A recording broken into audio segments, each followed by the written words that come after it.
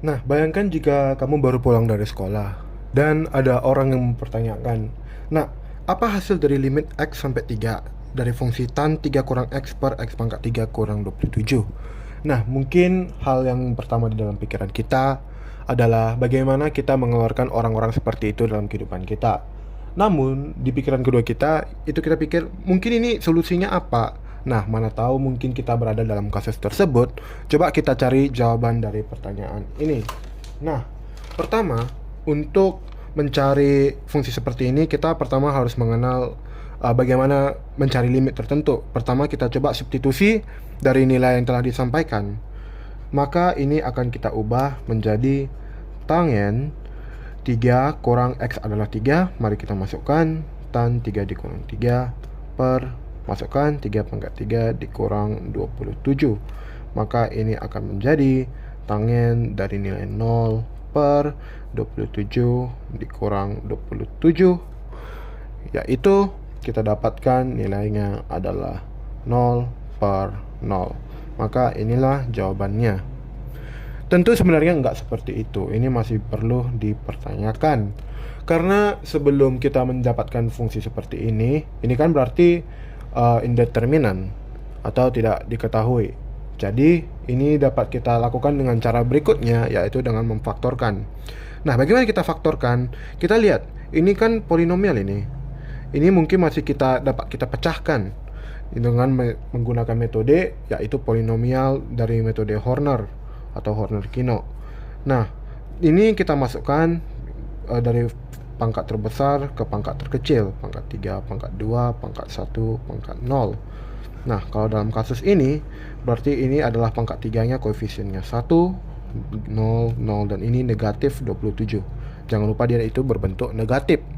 Nah, kemudian kita cari faktor-faktor dari 27. Dalam kasus ini kan ada berarti 1 plus minus 1 plus minus 3 plus minus 9 plus minus 27.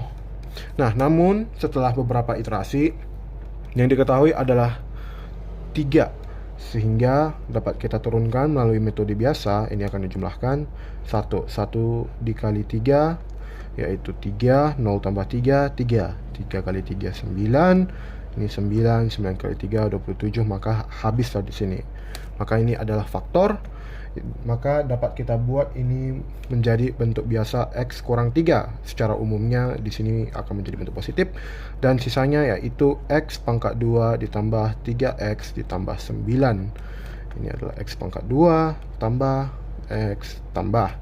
Nah, sesudah sampai di sini, nah, udah dipecahkan dong ini dengan ini, maka dapat kita substitusikan dalam limit tersebut, sehingga ini akan menjadi limit X sampai ke 3 dari tangen 3 dikurang X per X kurang 3 dan X pangkat 2 tambah 3X tambah 9. Nah, ini kan hampir mirip ini.